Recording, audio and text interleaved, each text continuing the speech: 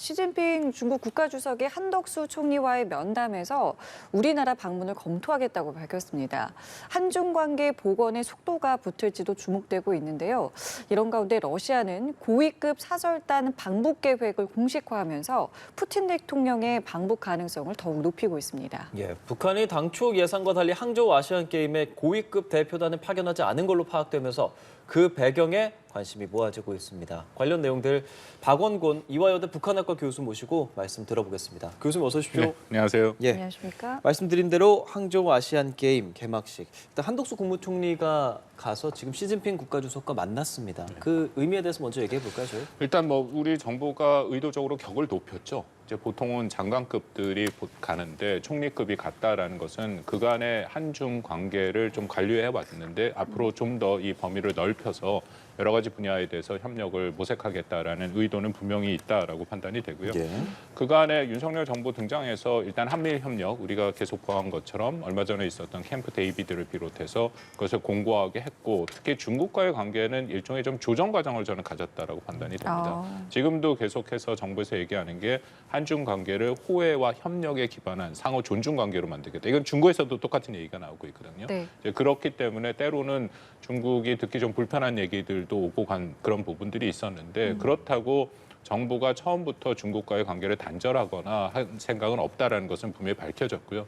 작년에 나온 국가안보 전략서, 작년에 시작된 인도태평양 전략서를 비롯해서 분명하게 중국과도 관계를 계속해서 중시하겠다라는 입장이 있었고 제 생각에 이번에 그런 그 의미를 부여해서 한덕수 총리가 갔다라고 판단이 되고요. 또 하나는 최근에 우리가 본 것처럼 북한과 러시아가 굉장히 밀접한 관계를 보이고 있지 않습니까? 네. 그런 관계에서 중국이 좀 북러에 밀착이 돼서 약간 불편함을 느끼는 그런 모습들은 여러 형태로 좀 보이고 있습니다. 어떻게 보면 외교 공간이 좀 생겼다라고 판단이 되고 정부가 그것을 적극적으로 활용하고 있다라는 판단도 듭니다.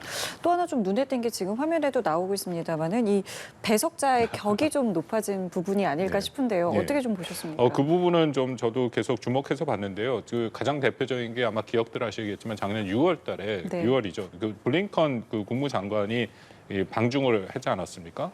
그 당시에 그 자리를 보면 시진핑 주석이 완전히 상석에 앉아 예, 있고 기억납니다. 그리고 옆으로 쭉 앉는 형태로 예, 가서 맞습니다. 그거는 외교 관례에 절대 맞지는 않습니다. 아무리 장관급이 이 지도자급을 만난다 하더라도 그 장관은 그 나라를 대표해서 가는 거기 때문에 지금 나오는 저런 형태가 맞는 거였죠. 근데 미국에 대해서는 굉장히 의도적으로 그렇게 했다라고 판단이 되고요. 다만 이 부분에 대해서 이렇게 앉은 거 지금 말씀하신 것처럼 상당히 고위급 인사들이 같이 나왔는데 이제 특히 중국의 체제를 보면 물론 중국의 주석, 총서기가 제일 중요하죠, 시 주석. 그렇지만 그 외에도 중국 체제에서 가장 중요한 것은 정치국 상무위원입니다. 이게 사회주의 체제에서 다 마찬가지거든요. 정치국 상무위원 중에 2명이 나왔다라는 건데 서열 5위의 차이치와 6위의 등셰상 같은 사람들이 나왔습니다. 근데 과연 이것을 어떻게 해석해야 될까? 굉장히 큰 의미가 있습니다. 굉장히 중요한 인물들이 나왔기 때문에 네. 2가지 정도로 해석을 할 수 있다고 생각이 되는데 첫 번째는 그만큼 한국을 배려한 모습은 보인다. 왜냐하면 2017년 12월에 문재인 대통령이 방중했을 때 그 당시에는 이 정치국 상무위원이 같이 배석을 하지 않았습니다. 근데 그것이 하나고요. 또 하나는 두 번째 시진핑 주석이 사면임으로 들어가지 않았습니까? 네. 정치국 상무위원이 중요하다는 것은 일종의 중국의 체제도 집단 지도 체제이기 때문에 정치국 상무위원 내에서 그다음 지도자가 나오는 그런 형태였는데요. 시진핑 주석이 1인 지배 체제를 강화하는 모습을 보이면서 그다음부터는 정치국 상무위원도 이 상하 관계처럼 모습이 보여서 일단 배석이 가능한 이제 그런 것도 가능성을 지금 열어놓고 좀 볼 필요는 있다. 그렇기 때문에 앞으로 예. 어떻게 계속해서 관계를 가져갈까를 좀 주목할 필요는 있다고 생각합니다. 네, 어떤 이야기들도 나왔는지 좀 하나씩 살펴보면 시 주석이 먼저 방한 문제에 대해서 검토하겠다라고 이야기를 했다고 합니다. 굉장히 많은 보도가 됐는데 이 부분 어떻게 보셨습니까? 예, 그런 내용들이 우리 정부에서 얘기를 했었죠. 시 네. 주석이 먼저 말을 꺼냈다라고 얘기를 하고 있는데, 근데 또 중국 측 발표에서는 일단 그것이 빠졌습니다. 예. 그래서 앞으로 좀 상황을 보긴 해야 된다. 시 주석이 2014년에 마지막으로 왔고 그 다음에는 문재인 대통령 시기에 2번 문 대통령이 방중을 했죠. 네. 그래서 지난번에 윤석열 대통령과 시 주석이 만났을 때 이제 그 얘기가 다시 한번 나왔었는데 거기서 그 윤 대통령이 시진핑 주석을 초청을 하니까 뭐 일단 코로나 상황이 좀 안정되면 가면 좋겠다를 얘기를 하면서 사실 윤 대통령이 좀 먼저 왔으면 좋겠다 이제 그런 입장도 밝혔거든요. 네. 근데 전체적으로 제가 알기로는 우리 정부의 기본 입장은 아까 말씀드린 상호 존중과 호의 입장이니까 시 주석이 이번에는 한국으로 올 차례다. 이제 그런 입장을 계속 유지를 했고 또 이번에 시 주석이 먼저 말을 꺼냈다라는 것은 그것에 대해서 시 주석도 충분히 인지하고 있다. 물론 이제 그게 앞으로 성사되기까지는 저는 쉽지 않은 과정들이 많이 남아 있다고 생각을 하는데 최소한 한중 간의 그런 논의는 진행되고 있다고 볼 수 있는 것이죠. 예, 앞서 말씀해 주셨지만 발표문에는 그 내용을 넣지 않았잖아요. 먼저 이야기는 꺼냈는데 발표문은 안 넣었다. 이건 어떻게 해석하고 계세요? 그거는 한 두 가지 정도인데요. 그 발표문이라는 것은 우리가 좀 조심스럽게 볼 필요가 있습니다. 특히 중국 같은 권위주의 체제의 발표문은 자신들에게 유리하고 자신들이 강조하고 싶은 내용들만 나오기 때문에 반드시 두 개의 국가가 그런 회담을 했어도 같은 종류의 발표문이 나오지는 않습니다. 또 일정 수준 보면 한국과 미국이 회담을 하고 나온 발표문도 좀 차이가 있을 수 네. 있죠. 이제 그런 건 이해를 해야 되는데요. 중국의 입장에서는 시진핑 주석의 방안은 매우 민감한 문제인 것은 맞습니다. 첫 번째로는 일단 이 북한이 신경이 쓰이겠죠. 왜냐하면 코로나 상황이 그 이후에 아직도 김정은이 시진핑 주석을 만나지 못한 상황에서 시 주석이 한국을 먼저 온다라는 것, 혹은 뭐 윤 대통령을 그렇게 만난다라는 것은 부담이 될 수밖에 없다. 이제 북한에 대한 생각이 있을 것이고요. 두 번째는 아까도 잠깐 말씀드린 것처럼 시진핑 주석의 이 중국 체제가 권위주의 체제로 점점 감으로써 이전에 있었던 외교의 기본 규칙과 규범과는 좀 다른 모습들을 많이 보인다. 블링컨 장관을 맞이하는 모습도 그랬고 약간 이런 그것도 있습니다. 시진핑 주석이 사면임을 들어갔으니까 이제는 오히려 다른 국가가 먼저 지도자가 와서 먼저 시진핑 주석을 만나야 된다. 이제 그런 식의 이 입장들도 좀 보이는 게 있기 때문에 그런 것을 종합적으로 고려를 할 때 아마 중국이 그 시기나 그런 것들은 조금 더 고민할 가능성이 있다고 생각합니다. 뭐 여러 가지들을 좀 고민을 해야겠습니다만은 일단 지금 뭐 여러 가지 뭐 외교 일정들이 있잖아요. 그러면 시기를 만약에 예측을 하게 된다면은 올해 안에는 조금 어려울 수 있는 것이죠. 우리 정부 당국자가 얘기를 하기를 올해 안으로는 뭐 거의 어렵다라고 보는 게 맞을 거고요. 만약에 시 주석이 방한을 한다면 내년 정도로 시도를 한다 하는데 이것이 어떻게 그 구체적인 얘기로 발전하기는 아직 쉽지는 않고요.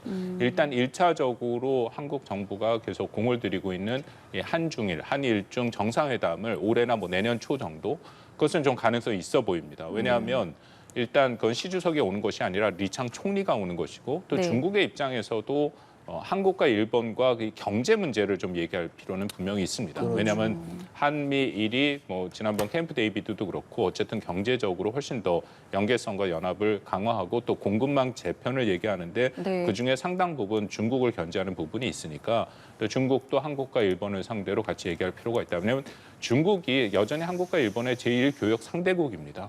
중국을 제1교역 상대국으로 하고 있는 전 세계 국가가 120개국이 넘거든요. 예. 그래서 이번에 시진핑 주석도 뭐 그런 얘기를 했다. 14억 시장을 뭐 얘기를 했다라는 예. 게 뭐 경제적인 것을 우리가 무시할 수는 절대 없으니까 이제 그런 부분에 대해서 어떻게 보면 한중일, 한일중이 서로 간의 공감대를 형성할 수 있을까. 그리고 그 부분에서 필요한 경제적인 협력은 지속하는 것이 중요하니까요. 그러니까 그런 면에서도 중국은 이번 한중일 회담에서는 나름대로 의미를 찾고 있다라고 판단이 되기 때문에 이제 그것이 1차적으로 성사가 돼야 되고 또 내년에 국제 정세가 굉장히 여러 가지 복잡합니다. 이제 그렇죠. 그런 것들이 어떻게 풀려가느냐에 따라서 시 주석의 방한 가능성도 같이 맞물려 있다라고 생각이 됩니다. 예, 그 중국 입장에서 뭐 경제적인 것도 생각해서 만남을 해야 한다 얘기하셨잖아요. 지금 서울에서 오늘부터 이제 고위급 회담을 하면서 언제 만나게 될 것이냐 이런 것에 대해서 좀 조정을 한다고 하는데 어떻게 한중일 만남 정상회의 가능성 그리고 시기에 대해서는 어떻게 좀 전망하고 계십니까? 원래는 올해 안에 그 한중일 정상회담이 있어야 되긴 하는데요. 예. 왜냐하면 이게 2019년 코로나 전에 중국 청두에서 마지막 회담이 있었고 한국과 중국, 일본이 번갈아 가면서 1년씩 책임을 지고 하는데 이번에는 한국 책임이죠. 그렇죠. 그러니까 한국에 와서 만나는 이제 그런 형태가 돼야 돼서 올해 연도까지가 그 사실은 오는 게 맞습니다. 근데 다만 여러 가지 상황이 있으니까 뭐 한 내년 초까지도 시기는 조금 조정이 가능하다라고 생각이 되고요. 그 회담은 뭐 최근에 정부 발표도 그렇고 계속 나아가는 모습을 보니까 중국이 말씀드린 것처럼 관심이 있고 네. 여기에 대해서 부정적이질 않죠. 네. 더군다나 이 한중일 회담의 가능성을 가장 높인 중요한 것은 한국 한국과 일본과의 관계 개선입니다. 그간에 뭐 이 코로나 상황도 있었지만 사실은 한일중 회담이 안 이뤄진 가장 큰 이유는 한국과 일본과의 관계가 안 좋았기 때문에 그렇게 만나는 것조차 서로 얘기를 꺼낼 수 있는 상황도 아니었죠. 근데 지금은 한일 간의 관계가 다 좋고 말씀드린 것처럼 한국과 일본도 같이 중국과 얘기를 할 만한 그런 부분이 분명히 있기 때문에 이번에 조금 가능성이 크다라고 생각이 됩니다. 단순히 이게 성사되는 것뿐만 아니라 이거를 이제 출발점으로 보는 시각도 참 많더라고요. 특히 한중 관계에서요. 그 부분은 좀 어떻게 보세요? 그렇습니다. 한중 관계는 말씀드린 것처럼 일종의 조정 과정을 겪고 왔고 지금은 일정 수준 한국과 중국 새로 시작한 윤석열 정부 네네. 1년 넘어서 중국이 윤 정부가 어떤 대중 정책과 전체적인 세계관 또 한미일 관계를 가져가는지가 확인이 됐죠. 그러니까 그 상황에서 네. 서로 간의 관계를 이제 넓혀갈 그런 의미가 있다고 생각이 되고요. 최근에 보면은 어쨌든 한덕수 총리가 가서 시진핑 주석을 만난 것도 그렇고 또 왕이 외교부 장관 박진 장관의 그런 고위급 회담이 계속 이뤄지고 있고 예. 차관급에서도 회담이 이뤄지고 있다라는 것을 보면 이전에 우리가 좀 우려를 했지 않았습니까? 한국이 너무 한미일 협력을 네. 계속 강화하다 보니까 결국 중국과의 관계가 어려워지지 않느냐. 근데 그런 모습은 현재로서는 좀 덜해진 것은 맞고요. 근데 저는 지금부터가 중요하다고 생각합니다. 이렇다면은 말씀드린 일종의 외교의 공간이 열렸는데 이 공간을 한국이 어떻게 활용을 해서 중국과의 관계를 안정적으로 유지해 나갈 것이냐. 이게 그 가장 큰 동력 중에 하나가 중국이 내부 사정이 안 좋습니다. 뭐 이미 보도에도 여러 번 나온 것처럼 중국 내부 경제도 굉장히 안 좋은 상태고 뭐 최근에 보면은 이 실업률, 청년 실업률을 발표하지 못했고 이제 그런 상황이기 때문에 중국도 한국과 일본 같이 경제적으로 의미 있는 국가와 확전을 할 생각은 없다. 그러니까 어떻게 보면 한국과 일본과의 협력이 필요한 그런 부분이 있는 거죠. 그래서 사실 미국도 마찬가지입니다. 미국도 내년 대선을 앞두고 있기 때문에 네. 겉으로는 중국에 대해서 강경한 입장을 보이고는 있지만 그 내부적으로는 계속 미국의 고위 관계자들이 중국을 가거든요. 네. 그러니까 그런 식으로 이중적인 모습을 다 보이고 있는 이런 상황에서 한국도 어쨌든 원칙을 지키긴 하되 중국과의 여러 형태로 대화를 통해서 이 관계와 공감대 또 이 협력의 기반을 맞이하는 그런 작업들은 중요하고 그런 면에서 한중일 정상회담도 저는 중요하다고 생각합니다. 예, 중국과의 관계에 대해서 좀 짚어봤고요. 중국에서 항저우 아시안 게임이 열리고 지금 계속 얘기했지만 이제 우리나라에서는 한덕수 총리가 갔잖아요. 북한에서는 뭐 김여정 부부장을 비롯한 최고위급이 갈 거다라는 얘기는 있었는데 결과적으로는 지금 그렇지 않단 말이죠. 그 속내는 좀 어떻게 보셨습니까? 글쎄, 뭐 지난번 그 아시안 게임 팔렘방 때는 그 예. 부총리급이 갔기 때문에 뭐 이게 대표단이 가고 일종의 특사처럼 가는 게 다르죠. 코로나19 상황에서는 국경이 막혀 있었기 때문에 서로 간에 이 왕래가 쉽지 않고 그렇지만 지난 뭐 북한이 그들이 말하는 소위 전승절, 이게 정전협정 기념일 7.27에 중국 대표단이 왔고 또 그들이 말하는 구구절 정권 수립에 중국 대표단이 왔기 때문에 이번에 좀 자연스럽게 이번에 그 아시안 게임 개막식에 북한의 좀 고위급 대표단이 가지 않을까 하는 예상들을 했었죠. 네. 근데 이번에 안 간 거를 제가 좀 조심스럽지만 이 최근에 북한과 중국 사이의 관계가 여러 가지 면에서 좀 불편함이 보이긴 합니다.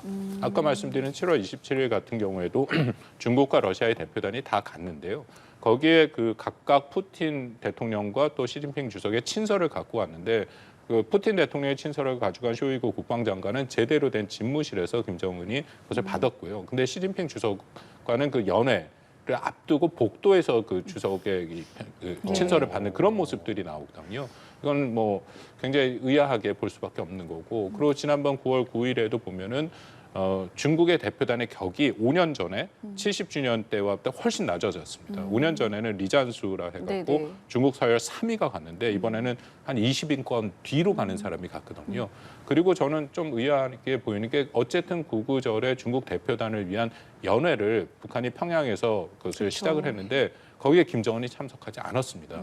그래서 그 당시에 얘기가 나올 때 김정은이 이제는 러시아 간다는 얘기가 있었으니까 출발한 거 아닌가 했더니 알고 보니 10일 날 그 다음 날 오후에 출발했거든요. 그러면 9월 9일 날에 있었다라는 건데 그러니까 뭐 좀 말씀드리기 조심스럽습니다만 이 겉으로 드러나는 모습을 보면 북한과 중국 사이에 뭔가 좀 불편함이 있지 않는가 이제 그런 것들도 추정이 가능하고 그 불편함 중에 하나는 북한과 러시아의 밀착도 뭐 중국의 입장에서는 썩히 편한 것은 아니겠죠.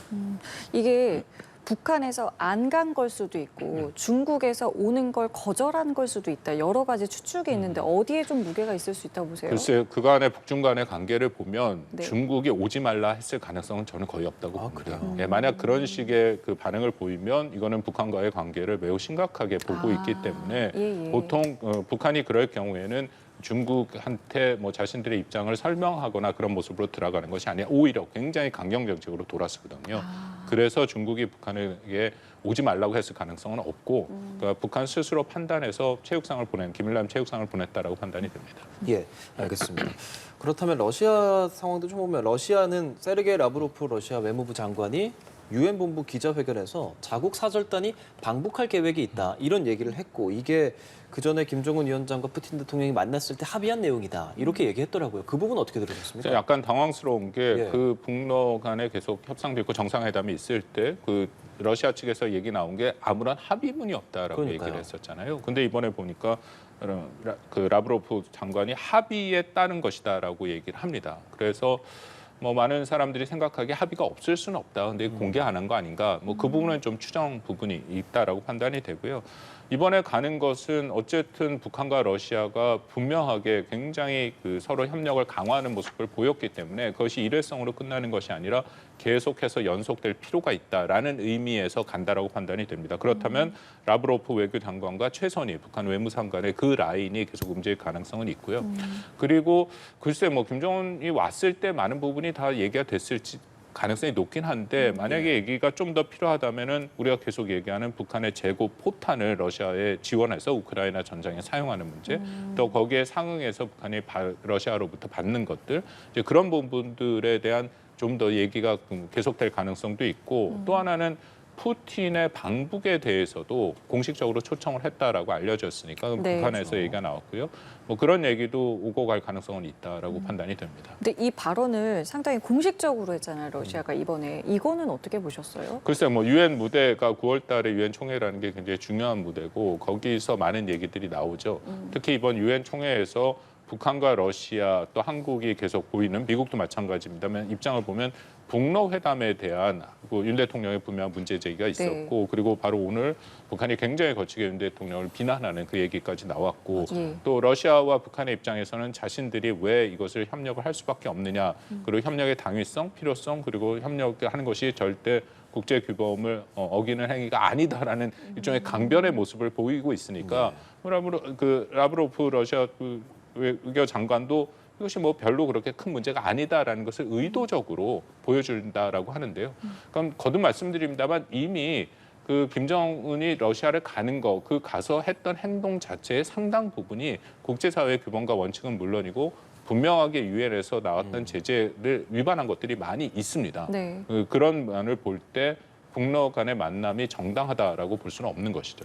그럼 푸틴 대통령이 방북하는 것은 현재 이런 이야기 나오는 것으로 봐선 기정사실이라고 보십니까? 일단 북한의 입장에서는 푸틴의 방북을 굉장히 원할 겁니다. 왜냐하면 북한 체제상 자신들의 최고 지도자가 갔으면 그다음엔 저쪽에서 오는 게 여러 가지 의미가 있고 또 그것을 통해서 북한이 충분히 자신들의 그 체제를 선전하고 선동하는 데 이용할 수도 있다는데 다만 푸틴의 입장에서는 어쨌든 지금 러시아가 전쟁을 치르고 있지 않습니까? 네. 이런 상황에서 또 평양까지 간다라는 게 그렇게 쉬워 보이지는 않고요.